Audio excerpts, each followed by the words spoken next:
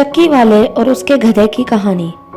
एक दफा का जिक्र है कि एक चक्की वाला और उसका बेटा अपने गधे को बेचने के लिए शहर जा रहे थे। उन दोनों में से कोई भी गधे पर सवार नहीं था। इस दौरान जब वो एक गांव पर से गुजरे तो कुछ लोग उस पर हंसने लगे, उन दोनों को बेवकूफ कहने लगे, क्योंकि वो दोनों ही गधे को पैदल चला रहे थे और खुद उसके साथ चल रहे थे। उनमें से कोई भी गधे पर सवार नहीं था। जब चक्की वाले ने यह देखा तो उसने अपने बेटे को सवार कर दिया गधे पर। वो थोड़ी ही दूर गए थे कि फिर से लोग उन पर हंसने लगे और कहने लगे कि ये लड़का कितना बदतमीज है, अपने बाप को पैदल चला रहा है और खुद घोड़े पर सवार है।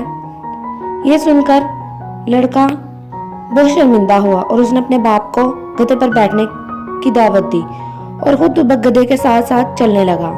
वो थोड़ी ही दूर गए थे कि एक दफा फिर से लोगों ने उन पर बातें करनी शुरू कर दी। उन्होंने कहा कि देखो जरा, कैसा बाप है जिसका बेटा पैदल चल रहा है और वो गधे पर बैठा हुआ है। ये सुनकर दोनों ही बहुत परेशान हुए। फिर उन्होंने सोचा कि क्यों ना दोनों ही गधे पर बैठ जाएं। फिर वो दोनों गधे पर बैठ गए और चल पड़े। थोड़ी ही दूर गए थे कि फिर लोगों ने अफसोस किया, अरे कैसे जालिम लोग हैं, गधे पर दोनों चढ़कर बैठे हैं, इन्हें गधे का जरा भी ख्याल नहीं।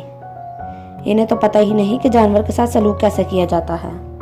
ये बातें सुनकर दोनों फिर से परेशान हुए। उन्होंने सोचा कि अब हम गधे को कंधे पर डाल लेंगे और खुद पैदल चलेंगे।